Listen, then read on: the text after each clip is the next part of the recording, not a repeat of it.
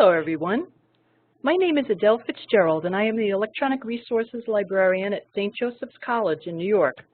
And on behalf of the NASIG Continuing Education Committee, I'd like to welcome you to our March webinar, ER Sleuths Are on the Case, Best Practices for E-Resource Acquisitions. Before the presentation, I have a few quick announcements. First, this webinar will be recorded, and anyone who registered for the webinar will receive a link to the recording via email shortly following the webinar. Second, if you have any questions for the speakers during the presentation, please enter them into the WebEx Q&A box located at the lower right corner of the WebEx window. If you can't see the Q&A box, click on the Q&A icon in the upper right corner of the WebEx window. The Q&A box will then appear in the lower right corner. The speakers will answer your questions at the end of the final presentation. And finally, when the webinar is over, you will be redirected to a survey about the webinar. I hope that you will take a few minutes to fill it out and let us know how we're doing, what we can do better, and to share ideas for future webinars. And with that, I will introduce our speakers for today. Susan Davis is an Interim Head of Acquisitions Librarian at the University of Buffalo State University of New York. She is a longtime NASIG member and frequent speaker at NASIG and ER&L. Justin Clark is Director of Sales and Marketing North America for Harowitz Booksellers and Subscription Agents, and has been with the company for over 11 years. Prior to Harowitz, Justin worked at Swarthmore College Library and Technical Service and Temple University in Collection Development. Justin is a graduate of Oberlin College with a degree in German. Deborah England is the Electronic Resources Librarian at Wright State University. Deborah is a frequent NASIG presenter and founder of the Great Lakes E-Summit Conference. Okay, and let me just proceed to the next slide. And I apologize, I should have been on this slide while I was introducing the cast of characters. But with that, I'm going to pass the presentation now over to the next speaker, who's Susan. Hello, everyone. Thank you, Adele. Thank you, NASIG, and welcome to all of those of you who are out in the audience.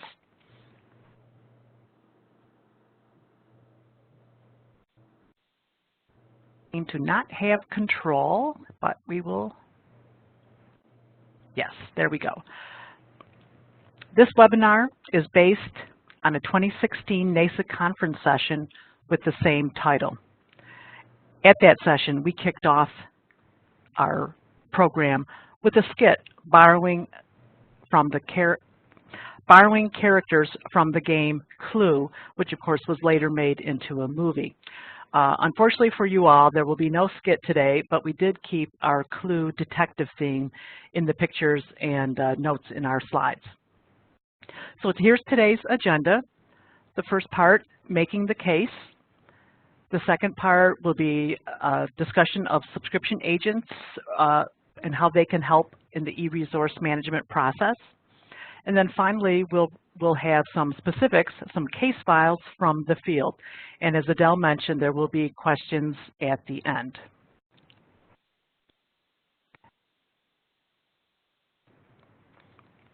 So making the case. First, we'll experience some sort of problem, or you'll discover it on your own. Oftentimes, users let us know that there's a problem. So in order to identify the problem, you need to be sure that you have enough information. For example, what browser is the user using, what version of various softwares. We've seen incompatibility with older versions of a browser and a newer version of Adobe, say. Is it off campus, the problem? Is it on campus? Then you'll need to report this information to a third party, which may be the subscription agent, the publisher, the database provider, the link resolver, or even your own campus IT or library systems librarian. So you'll need to have enough information to explain the problem clearly and provide some examples or evidence, as I've listed here, of what exactly is happening. Screenshots may be helpful, the URL that you are trying to access. If there's some bibliographic discrepancies, you may be dealing with OCLC record numbers. But again, you want to explain the problem as clearly as you can and in a respectful manner. The respectful aspect particularly comes into play if you are sending a message to, say, an email discussion list. Perhaps you've been frustrated or you're not sure what to do. We don't want to be bashing any of the parties in this process. It's not good business practice, and it's really better to follow the golden rule of treating others as you would have them treat you. So all the things I've talked about are, again, identifying the problem, we're explaining it, we're gathering evidence, and now we're filing the case. We're submitting an email, perhaps it's some kind of ticket in a problem system. There may be a form on the vendor's website that you need to fill out. Then you're going to follow up at some point if you're not getting immediate satisfaction, and we'll talk a bit about the appropriate intervals for follow-up in a later slide. Collecting the clues, and yes, this is Inspector Clouseau. I date back to that era. I loved the Pink Panther movies, so the little logo there is Inspector Clouseau. So put your acquisition skills to use. One of the key points in eResources acquisitions is, did you pay for the product? Was the payment received and deposited? Was it applied to your account? I saw that some colleagues from SUNY Buffalo State are watching this webinar, and we are the university at Buffalo, also part of the SUNY system.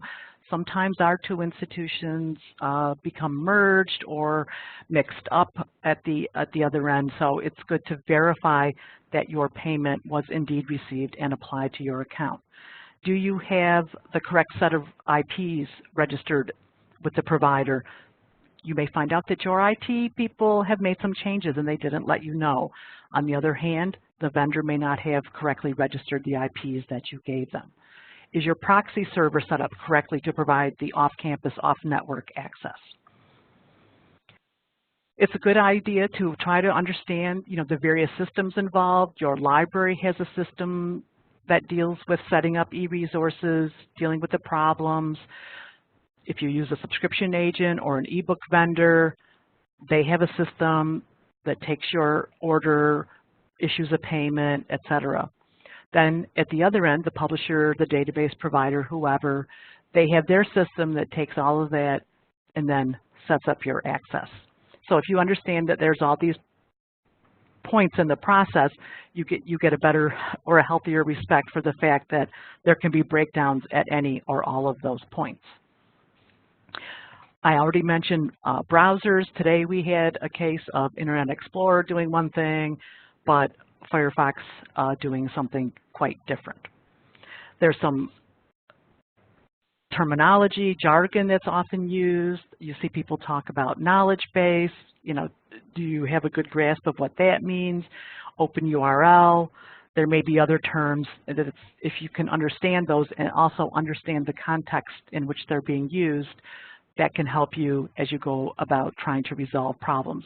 One of the most often misunderstood terms, but often used in many situations is the word database, and everyone has their own definition of what database really means.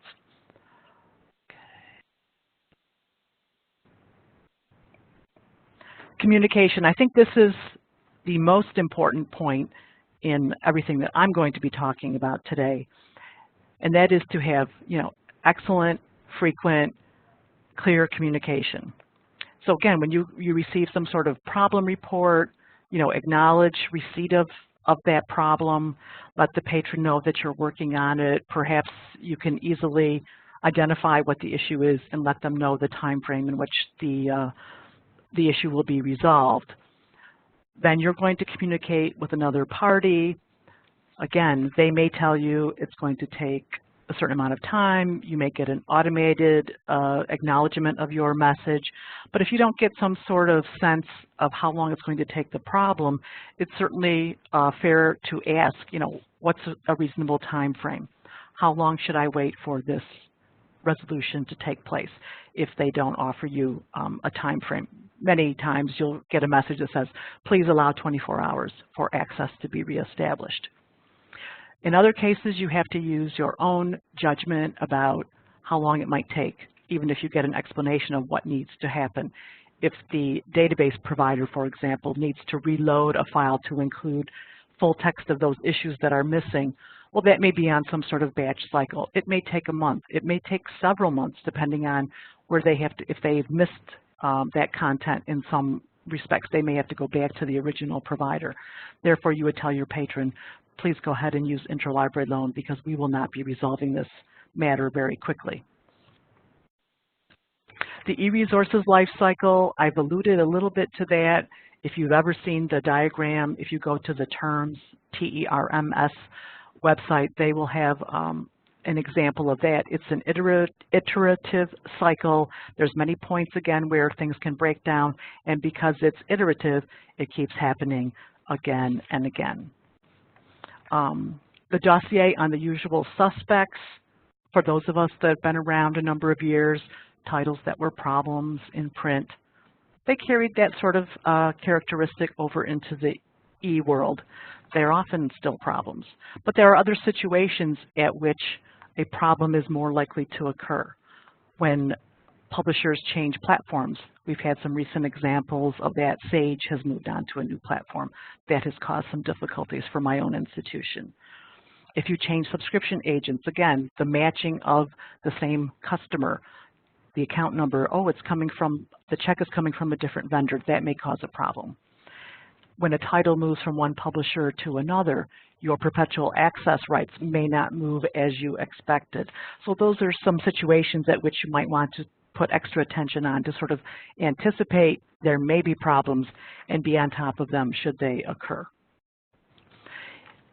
And the final point, again, using an appropriate communication method. While I don't think any of us are using the telegraph, there are situations at which email is really the best method, especially if you are dealing with the provider, vendor, whoever you need to communicate with is in a very different time zone. If I'm on the East Coast and I'm going to contact someone on the West Coast, depending on the time of day, I may not get them because they're simply not at work yet. Email might be a very good method to use. Also, if you're attaching all of your documentation, your screenshots, any other very complex information, account numbers, check numbers, things like that, email is often a good way to document all of that. The telephone is great when you need immediate assistance. If it's an urgent method or an urgent problem, the telephone is very good. And you may need to do in-person meetings, perhaps at your library, excuse me, to talk about workflow. Is the form, the problem form, giving you enough information in order to resolve the problem? And again, with the follow-up, it may be that you send an email, you don't hear back, you may call, oh, did I send it to the right person? Did you actually receive it?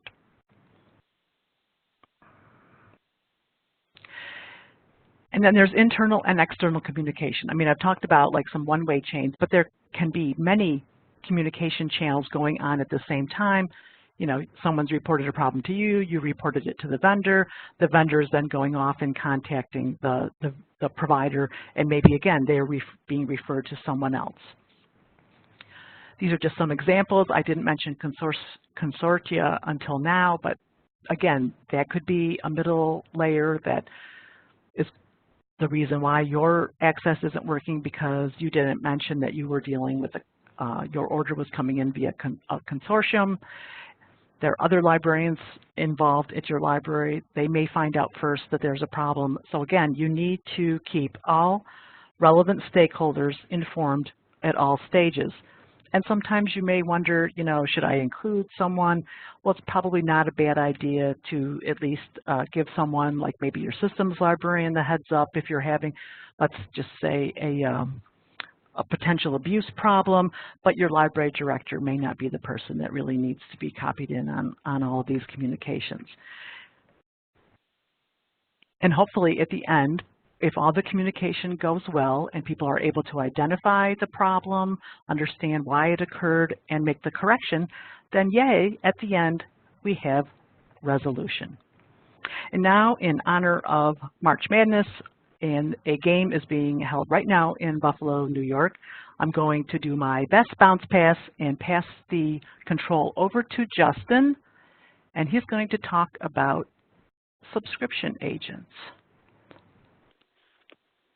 Okay, Justin, go ahead.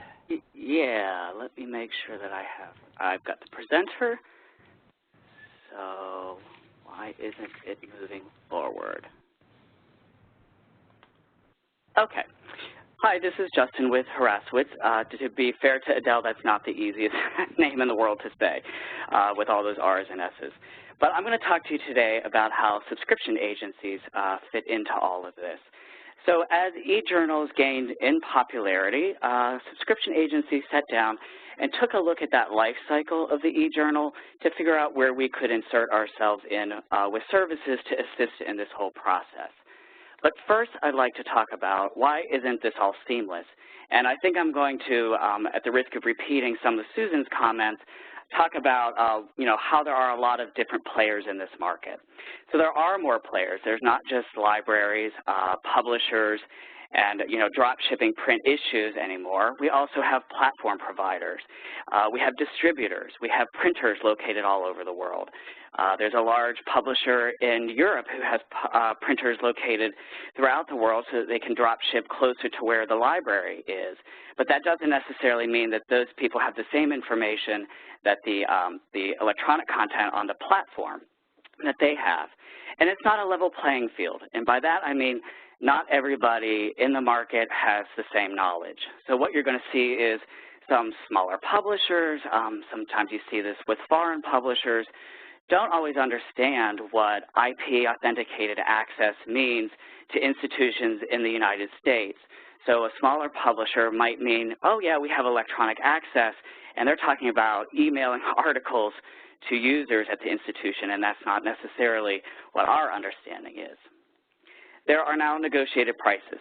So there isn't just a price for a print subscription anymore, that, one price, one subscription, that's the same for everybody. Publishers have their own sales teams. They're establishing prices based on FTEs and tiers, and all of that takes a bit more time to get all that information together, get you the price quote, send it back to the library confirms the pricing, and we place the order. As Susan already mentioned, there's a lack of communication. And sometimes, it's not intentional, it's not malicious, it's just we sometimes forget to let the agency know that we're negotiating a big deal with a publisher and a consortium, for example. And we don't want the agency to renew all those titles and then have to get those credits back to the library. There's also an authentication process that has to happen now. That can be with your Athens and Shibboleth IDs. And the publisher and library sometimes have a contract directly between the two of them. And there might not be language in that contract stating that the subscription agency will be the billing entity. And we don't want to be lost in that process either. And quite frankly, there's sometimes just a lack of understanding of the ordering and access process. We sometimes see this in RFPs where there's an expectation that the day of the order access should be established, and that's frankly just not always the case. So all of that justifies the role for the subscription agent because we're really good at tracking an overwhelming amount of information. And rather than having 8 slides on this, I compiled some of that here. But there really is a lot of information, and a lot of this is still sent to us manually. So we're gathering all this information. We're talking to all those entities that I just described on the previous slide. And we're building a vendor database. And that database is used for resource identification, so that the library can see, what titles are available from certain publishers or in certain subject areas, but then also what are all the purchasing options that are available. So we know that some publishers have the same title with multiple media options. So there could be a print plus electronic option, an online-only option, an IP authenticated option, the dreaded username and password option that still is out there and exists. So our goal is to get you all the information you need to identify the resources, and then also which options you have, and then what the pricing is for all those. As I mentioned, there are more and more negotiated prices out there. So it may be that once you identify the resource and the option you want, you then need to request a price quote. We also parse out publishers' default license information and store that in our online systems. And we also identify publishers that are working with the CIRU registry, so the Shared E-Resources Understanding License. We tag those titles so you know if that's an option for your licensing. There are also lots and lots of URLs for activation, URLs that you may need to go and register your subscription, either to set up, or some publishers require that you re-register every year at renewal time. There's also a lot of access management URLs. So these would be URLs that you can use to get to your administrative sites, to customize anything you can on your platform, set permissions, et cetera. Information for coverage. So we are tracking URLs in and out of different publishers, but then also what the active subscription was. So as titles move from different publishers or different big deals, you can request management reports from your subscription agencies to figure out what your coverage was at any point in time to make sure that your own A to Z lists and URL linkers and so on are up to date with the accurate coverage. We also have lots of URLs that are used for usage statistics. We can supply URLs for content and management reports that you can either upload or check against your A to Z list. There's also a lot of information in our databases about long-term archiving. So this would be your locks, your clocks, your Portico, and other archiving initiatives, and then also information about your post-cancellation access rights. So when you're evaluating a title list and thinking about possible cancellations, and you want to make sure that you own the content as opposed to just leasing it. So what happens if I do cancel an individual title? Will I retain access to that title? So at the center of all of this is your e-resources profile, and this is really essential to the subscription agency and also the library for managing a lot of this information. Often, subscription agents make the e-resources profile online as part of their subscription system, their management system, and there you can identify contacts for e-resources. So some publishers still like to reach out to the library directly to set up access, and we can relate this information to the publisher to make sure that the correct person at the library is contacted with all that activation information. We also pass along your IP ranges to the library, or to the publishers to make sure that the correct IP ranges are noted on their end. And we can store your FTE counts so that we don't need to reach out to you every time that you have a request for a price quote. We can simply go to your e-resources profile, grab your FTEs and your tiers and all that information I mentioned on a previous slide, supply that to the publisher, and get you your price quote more quickly. We can also note your consortium memberships and the lengths of deals that you might have so that if, for example, the library or the consortium is renegotiating a big deal, we can make sure to grab those subscriptions and put them on hold until the deal is finalized. And we also recognize that some libraries have a preferred e-resource provider and customer IDs that they would like associated with those. Those can also be stored in your e-resources profile. The idea is that the library maintains this themselves. They can do it online in our systems, as I mentioned. I also recommend that when you have your vendor visits, go through this information and make sure that everything is as up-to-date as possible. So this information, like your IP ranges and so on, is in general supplied to the publisher with any new orders and also at renewal time. So every year we're sending this information back to the library, or to the publishers with the library's renewal instructions. And if there are any changes in your IP ranges, it could be in the middle of the year, then we will send that information out to all of the publishers who have orders for electronic content. So back to some of the services we provide. We do like to activate on behalf of the library whenever possible. If that's not a possibility with the publisher or the platform, we do send all the relative activation information onto the library. We include all those URLs I mentioned on the previous slide that are relevant to activating the access, and also any click-through licenses that might be available from the publisher and so on. And that's usually included with the order confirmation that goes back to the library. We do get URL changes when the publisher contacts us, and we do send those on to the libraries as we get them. Sometimes it is reactive as opposed to proactive, but whenever we do get that information, we'll supply it to the library, either as individual emails or in management reports, and that is often sent to us from publishers at renewal time. So when we get our renewal list, we'll update our URLs, include those in our online catalogs, and send that information to the libraries. When possible, we do prefer to activate on your behalf. We recognize that it saves the library time and money, and we're trying to get more and more publishers to participate in allowing the subscription agents to activate on behalf of the libraries. The Ingenta Connect platform, for example, does allow us to submit files to get access established and running more quickly. MetaPress, we used to send daily files, but we no longer do. They were purchased by Adapon in 2014, and unfortunately, we don't have that process in place anymore. ICETUS, which is the International Committee on EDI for Serials, is encouraging publishers to figure out ways to exchange information between our systems, so more machine-to-machine communication, and hopefully that could also include activation.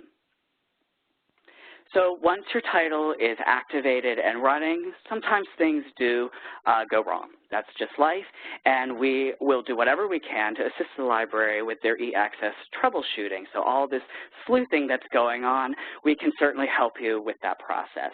Now, we do recognize that prompt action is needed. Subscription agencies have ways to submit claims online and so on, or even if it's by email or any of those communication methods that Susan was describing, those rise to the top. We recognize that e-access problems get priority. So those claims can be entered in our online systems. If it's complicated, it may merit a phone call or an email, but the point is that we guide the library through the access problem. So once the ticket is registered on our end, we keep all parties involved and up to date. We immediately send proof of payment to the publisher. That's usually the piece that gets the ball rolling. Once the publisher sees that payment has been sent and processed, then they will work to get the access back up on the platform. Our customer service then follows up with the publisher and also with the library to keep everybody involved and up to date on each step that's happening. Ideally, we get to that yay point that Susan said, and everybody's happy again, but if access is not regained, please let us know, because we're not in your IP range. So we can't verify on behalf of the library that access is restored. So if the publisher tells us it is, we really appreciate either a confirmation from the library that yes, everything's working and we can close our ticket, or if not, we need to follow up again, and we'll do so. But do keep in mind that there are some third-party platforms, so it's not always a magic bullet that within 1 hour or so your access will be restored. Again, sometimes we see in RFPs requirements that after an e-access claim is submitted that within a certain number of hours access should be regained, and unfortunately that's not always the case. We've had examples where small publishers in particular, their tech person is out on vacation or sick or whatever it might be, and there's a delay in getting that access restored. Or again, if there's a third party, that person also needs to get the relevant information from the publisher. So that can create delays. And last, I'd just like to mention that gracing has shortened a bit in general on behalf of publishers, and they can turn off access more quickly. It's generally noticed more quickly by users. So just a gentle reminder, everyone, to please make sure that you renew on time. And now I will turn over the one moment, please.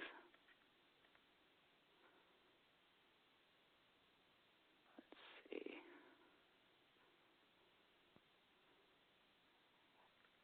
Adele, could I get your help moving this over, please, to Sure can. One moment. Vera? Thanks. Sorry about that. That's okay. Make presenter. Participant. Okay, you should have it. Great. Thanks. You're welcome. Thank you. Okay, I have the same problem where it's not advancing for me.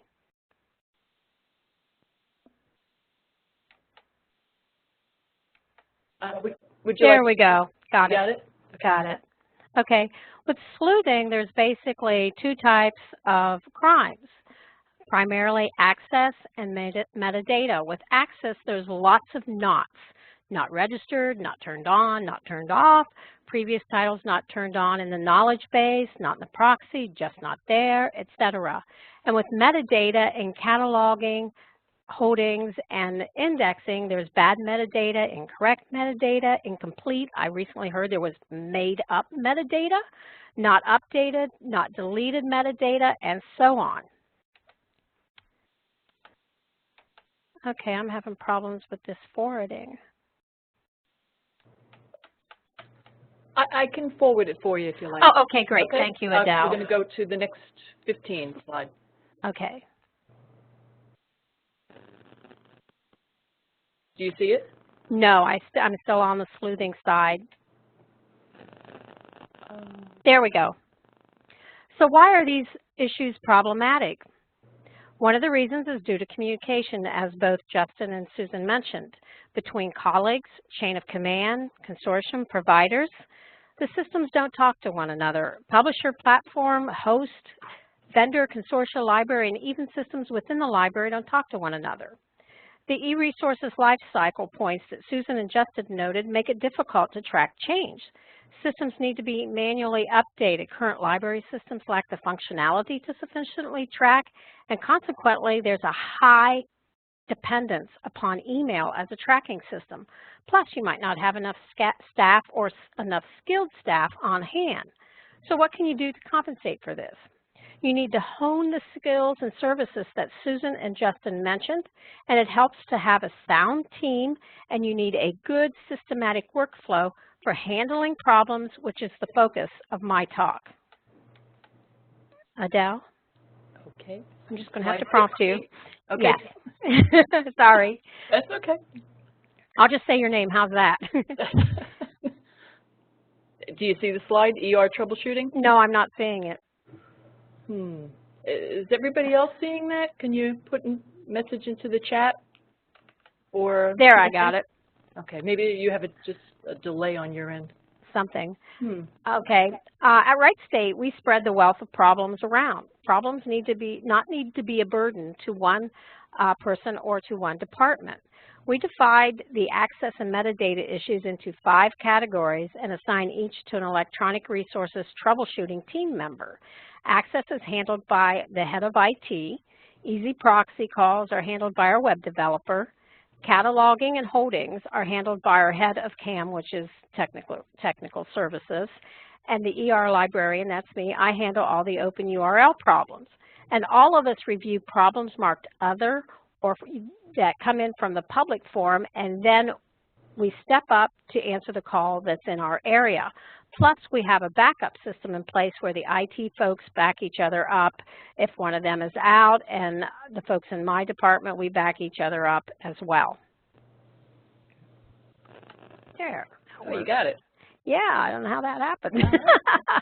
Along with the team, we use a tiered system for processing and handling electronic resources problems. Users can report a problem via phone, email, chat, web form, which links off the library homepage, or in person to their liaison librarian or to staff manning any service desk. As you may know, triage is used in healthcare field to assign levels of urgency for treatment. Our library point of contact, the person staffing the desk, the chat librarian, or the liaison, triages the problem. The purpose of triage is to ensure the problem is referred to the appropriate person for the appropriate level of care for the appropriate period of time.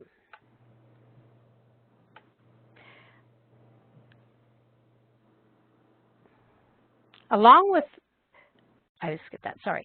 In Triage, the point of the contact assists the user to resolve basic issues like browsers, logins, and if the problem requires expertise, the point of contact completes a problem form which triggers the expertise of the troubleshooting team. If the problem is critical, which we define as many resources are impacted or many users are impacted, the point of contact submits the problem form and calls the appropriate team member so we can get the problem resolved ASAP.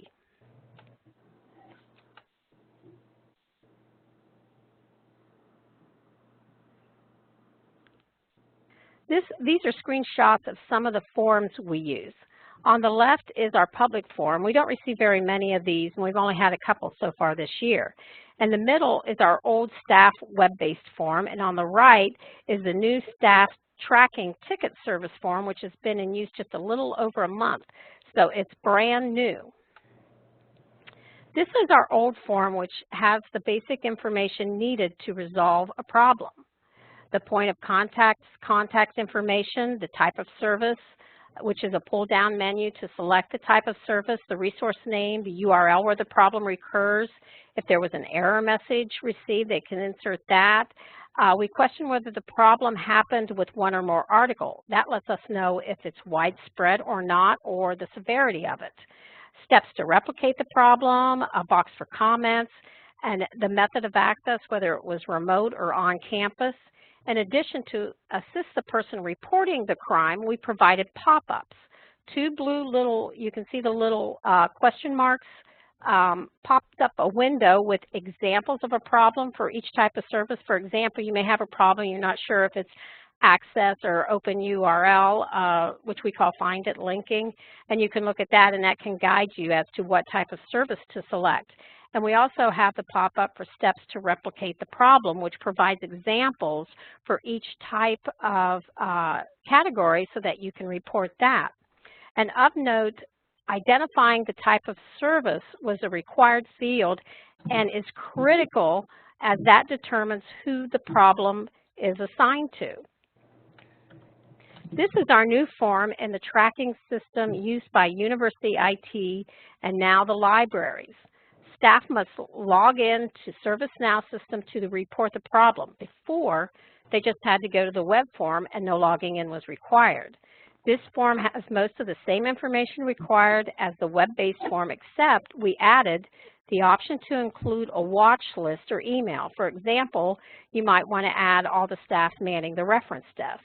And we added the ability to establish a priority level. Removed were the two blue question mark buttons for the pop-ups for service type description and examples of steps to replicate the problem. These were removed as most staff were much more adept with reporting problems. However, since starting this new workflow, we've had to do some training with some new hires.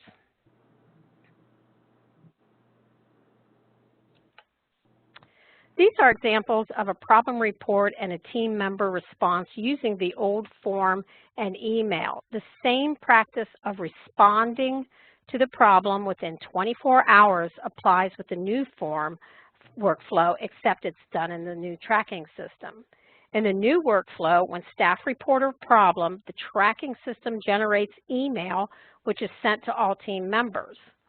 The assigned team member responds to that problem in the system. Then the system generates an email which is sent to the staff who reported the problem. To compare and contrast with the web-based form workflow, all team members receive the initial report via email. This is true of both forms.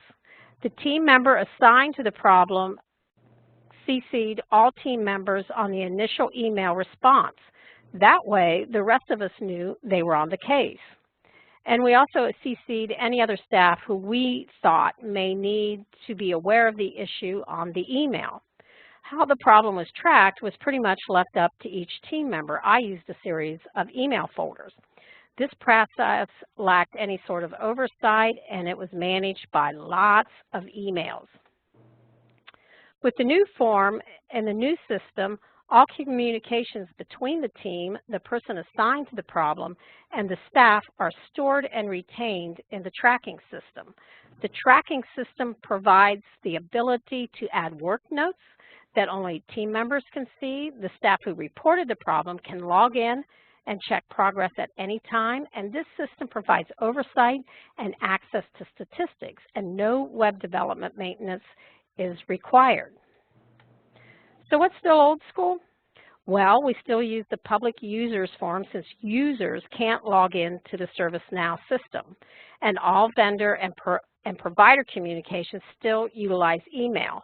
This primarily only impacts myself since pretty much everything OpenURL is going to a third party, and sometimes other team members depending upon what the problem is. When a team member assigned to a problem receives a report, the steps they follow to troubleshoot are they review and investigate the problem, they test to duplicate the problem, they determine the source of the problem and take action and correct the problem. If the problem is external, they report the problem to the appropriate provider, be that a vendor, a publisher, a consortium. And what's nifty about this new process and this new form is that in the email that we receive, there's a blue button that when you click it, it takes you immediately into the problem page in the system. If you're not logged in, then you do need to log in. This is the capture of the problem from the previous slide in the new system. In size, it's about 1/5 of the actual report.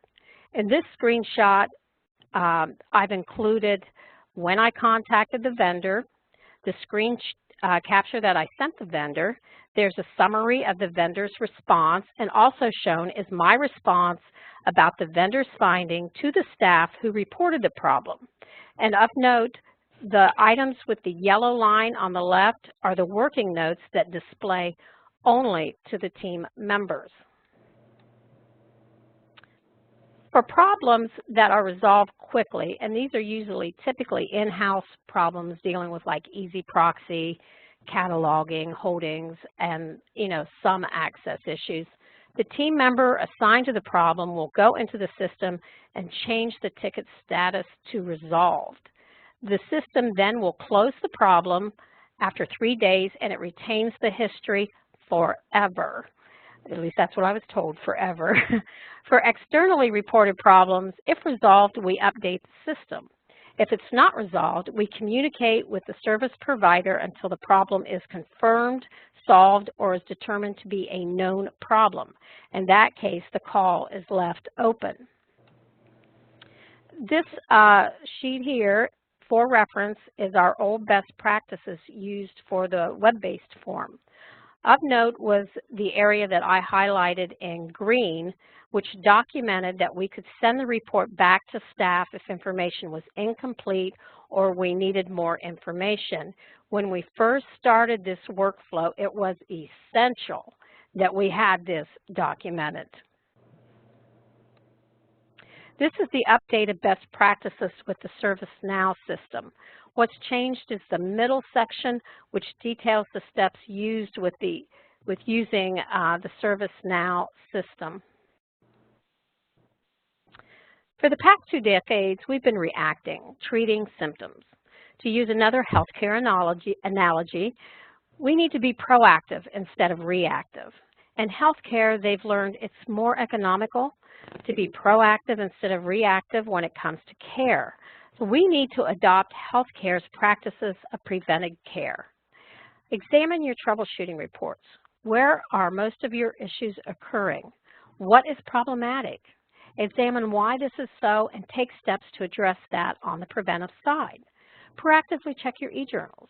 Select a package, a discipline, transferred format titles, new titles, or whatever criteria you want to use, and check them on a given day, say every Friday. After a run-through or two, you should be able to identify those that are more problematic and run those more often so you can keep a better eye on them. Of course, there are some problems like OpenURL that would be more challenging to be proactive because control is largely out of the library's hands. But the point is, do whatever you can with what you do have control over. Use the tools you have. Use your people. If staff need a little help with reporting problems, do what you can to improve their understanding of problems and what they can do to help you resolve their problem more quickly. Excuse me. Use your systems, be they online or paper checklists, whatever you have at your disposal. Use free online tools. There's tools like Link Evaluators and Resolve a DOI that can help. The point is to catch problems before they become a crime.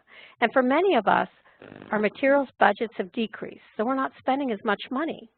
This can be an opportune time to address and implement preventive care of ER. As Susan noted, and Justin as well, communication is key. You need to do what you can to open up the channels. Utilize your vendors. They want to help you. Establish your workflow and refine as needed. The trick is to make your workflow routine and somewhat predictable. Use what local resources you have. If you haven't already done so, it's time to establish your network of helpful contacts that you can call on when needed. And advocate. And by advocate, I mean advocate with those in the supply chain who have the ability to improve communication and processes, be that your library, your consortium, your providers, publishers, and vendors.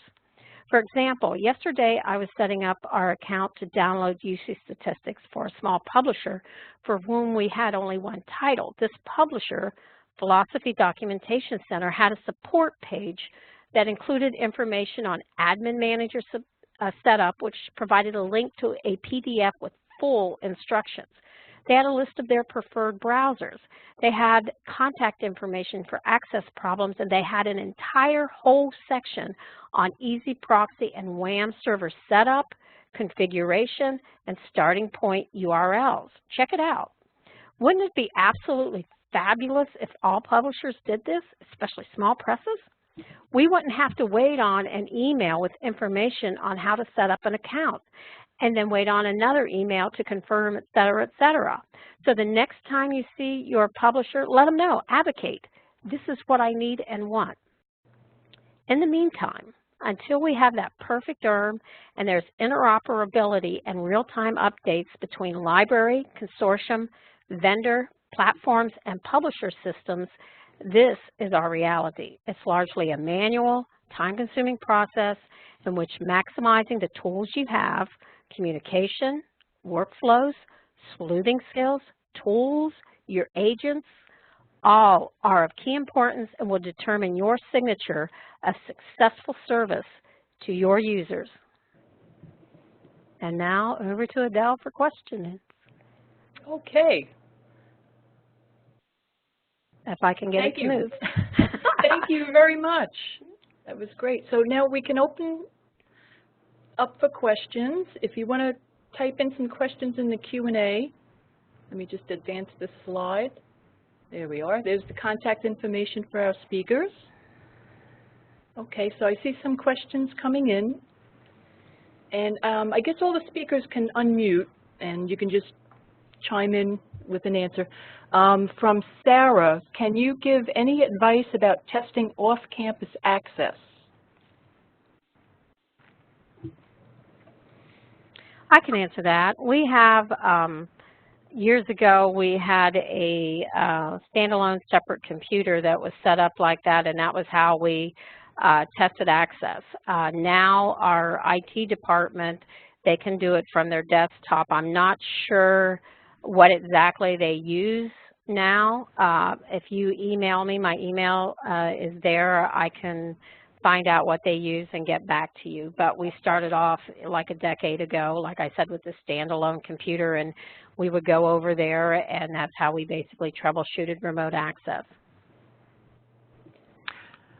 Right, this is Susan. We actually bought an iPad that would have to come in as though it was off network, because we used to have a similar, the systems librarian, they had a way to come in that showed off network, but we wanted to have more of that control in the acquisitions e-resources team. So we haven't had to use it very much. Sometimes people use their phone. You know, you have a smartphone, you have a data plan, you pretend that you're off campus, and we try it that way.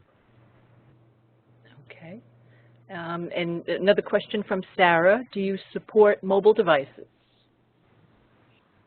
This is Dave Barry. Yes, we do. Yes, we try our best. Some of the sites are not as mobile friendly as they could be. I know we had to do a lot of work with like EBSCO ebooks, for example, but I think more of the providers recognize that there are more users who want to use those devices, and therefore they're trying to make their information, you know, better for the mobile device. In some cases, it may be technically more than the library can handle, in which case we have campus IT that we can go to for help as well. This is Dave Barrow. I've also noticed where some of them are changing their web design so that it's more compatible with devices. Yes, they're definitely more supportive of all the mobile devices, and they're, you know, this is Adele speaking, by the way. And yeah, I've noticed that everybody's got an app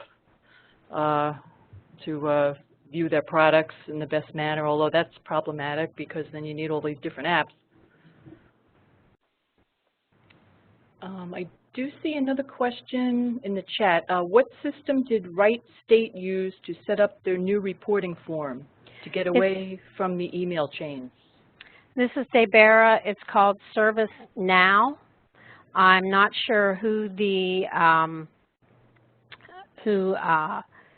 company that sells that. I just know the service is called ServiceNow. If you email me, I can find that out for you. This is the service that our university IT department used, and our IT department in the library started using it at some point within the last year, and one of the IT guys worked with LexisNexis, and he used it for however many years he was at LexisNexis, and I do know it's what LexisNexis uses.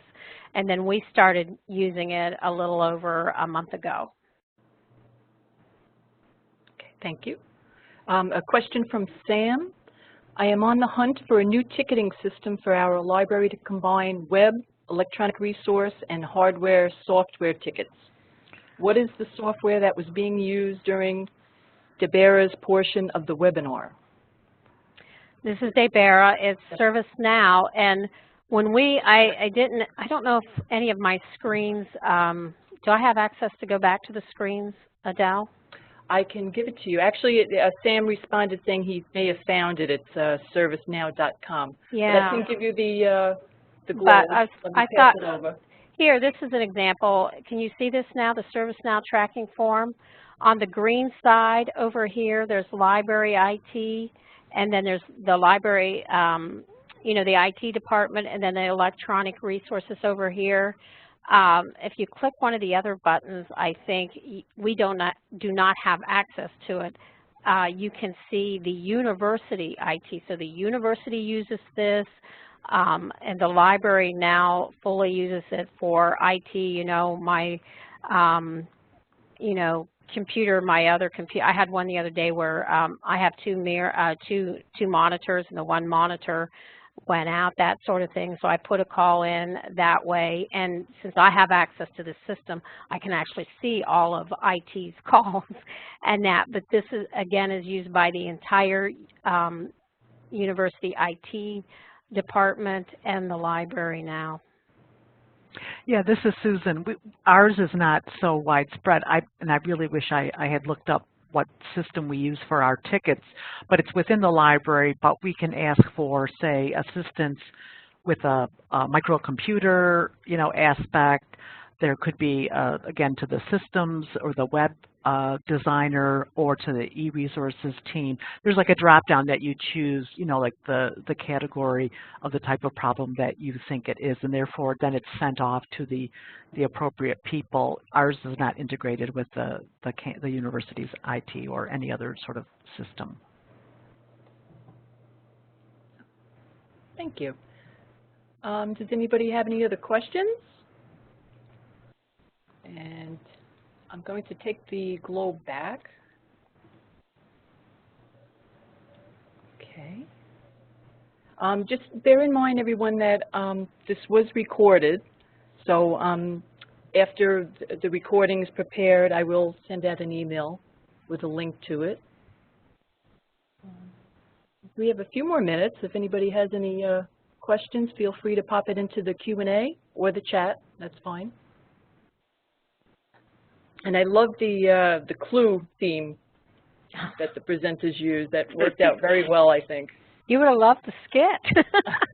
Yes. I'm so sorry we didn't get to see the live. Yes, we had costumes. Well, yeah. costumes. I mean, minimal costumes, but, you know. Yeah, and Adele, what was interesting about the skit, it was based on an actual problem that I had a few weeks or a month before the conference. So we, you know, switched up and used the clue characters, but the sort of steps that we went through in the skit was actually what I did with resolving this problem that I had. Yeah, so that was perfect. Yeah. Another question did come in. What was the term website that was referred to earlier? Oh, yes, terms, TERMS, Techniques for Electronic Resource Management. I think that's the term part. I think if you just do terms, Jill Emery is one of the people behind that. I know she also authored a library technology report. Okay, so it's TERMS. Yeah. Yes. And I think Graham Stone from the UK. Yes. Yes, he's her co-conspirator. But they've done some sessions at various places, so I think, again, if you just Google that. I know it was once at Graham's institution in the UK, but I think it's moved to another site. But still, I think you'll be able to find it. But it has that diagram. I think Oliver Pesch at EBSCO has used that diagram many times. It's the e-resources lifecycle. Actually, if you probably just Google that, if you want to see that diagram, that it would come up. I think Oliver actually came up with that diagram. Yeah, I want to think. The first time I ever heard that, I thought, well, this explains why, you know, it's never over. Yes. And I think it was an excellent tool with helping administrators realize. I think when we went back years ago, when you started going to E, they thought it would be easier because you don't have to check in, you don't have to bind, et cetera. But there's like a whole host of other things you have to deal with, and that really kind of was a visual example of, you know, what we were dealing with. Yeah, and actually, if anybody in the audience, you know, if you don't find what you're looking for on these questions, you know, feel free to email any of us, or I'm sure if, you know, we could also, you know, email some of those sites to Adele. I don't know how that would be communicated to those who registered for the session, but yeah, I can easily. Well. Yeah, there's an option to send out to all attendees an email, so sure. No problem there. There's a very nice comment from Sam. He says, I know this is going to be very dramatic, but I'm in a big pickle jar. I had teary eyes during this webinar. I really needed this overall big picture for the vision of what is to come. I can't thank you all enough. Oh, thank you. Oh, thanks, that Sam. was nice. Excellent. Thank you, Sam. Because it is, we have, even though we sound like we know what we're talking about, it is a lot of trial and error. Yeah. And we've been doing it a long time. Yeah. Even with the space bar, right? Yesterday we rehearsed, or the day before, we rehearsed and we pushed, you know, the slides. We proceeded with the slides using the space bar, and today that didn't work. So. But we were resourceful, and we found the alternate way. So there's always a workaround. Yes, yes, we persevered. So I guess if there's no more questions, I guess we could wrap this up. As I said, this was recorded, so I will be sending out a link shortly. And I'd like to thank everyone for joining us today, especially the panelists. You guys did a wonderful job, and I appreciate your coming here today or joining us. And we hope to see you all at our next continuing education event. Okay? Thank you so much, everyone. Oh, thank you. It was fun. Thank you. Thank you. Okay. Yes, same here. All right. You take care, everybody. Bye-bye. Bye-bye. Bye now. Thank you.